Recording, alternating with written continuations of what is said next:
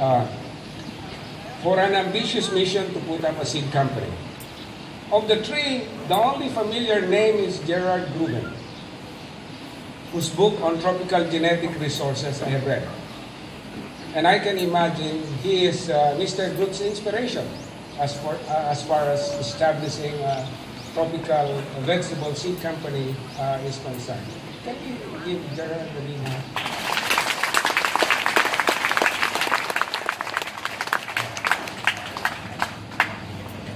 I have heard about the Goldsmith Seed Company owned by Glenn Goldsmith while I was studying in the USA. But I knew next to nothing about Mr. Groot. Having been previously contacted by Mr. Groot through Dr. Henry Munger, who is a leading vegetable breeder and my former professor at Cornell University, I met them at the airport with a so familiar placard. When you meet people at the airport, at that time, there was no internet, so there's no way I can spot them in the crowd. I could have just Googled Simon Groot and Gerard Gruben and be able to spot them, but I had to use this placard. At that time, I was working as an assistant professor at the horticulture department of UP Los Baños, trying to establish a name in plant breeding after returning to the Philippines from PhD work in the USA. The Institute of Plant Breeding, which is a new institute of UP at that time, generously sent us a small 10-year-old Mitsubishi Lancer. Of course, we have improved a lot since then. Now we use Isuzu with their luggage in the small car. Because Glenn Goldsmith must be about 6.5 feet tall, and Mr. Groot is not a bantamweight himself. But I assured him that it was the best car available. It was, after all, it was the car of IPB's director. They went as far as Nueva Ecija, looking at onions. Miraculously, the car survived. And the passengers too. At that time, the Philippines was probably the most hospitable country for the Westerners because of the English language, democratic tradition, supportive institutions. We had a very active society for the advancement of the vegetable industry, who at that time, I think, had Mr. B.M. Domingo as the president. We had UP Los Baños, which was the leading agricultural college in Southeast Asia at that time. We also had Land Bank, which provided investment opportunities for the company, and government policy, which gave pioneering status to East-West Seed Company.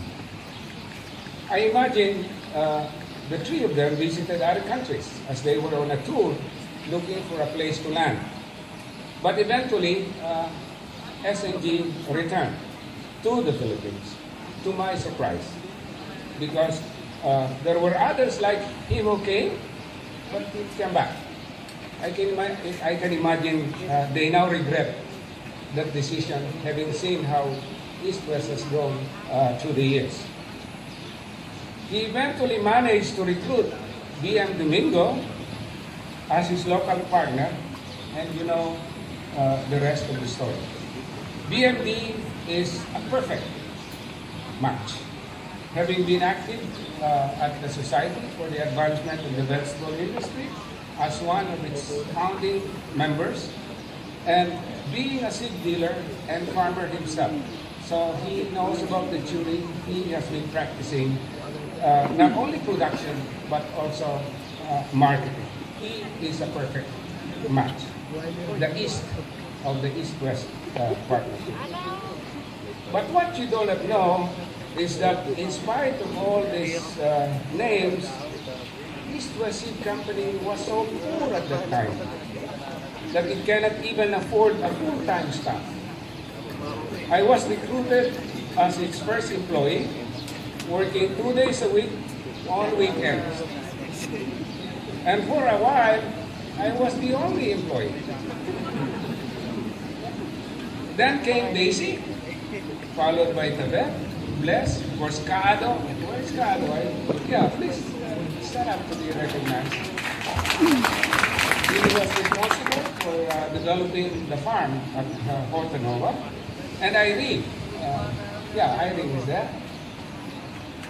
Along with a few others who chose not to stay with the company. I left after 8 years, worked with an international potato team in Asia, established a new campus at the University of the Philippines in Mindanao, then became director of field rice until retirement from government service. Now I'm back at Ewsc, hoping to advocate for the retention of the core values on which it was founded and discover and nurture other values that will allow Ewsc to retain its global leadership in the vegetable seed industry.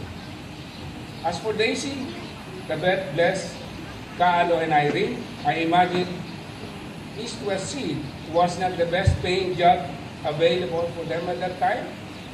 Daisy was already complaining about delayed salaries.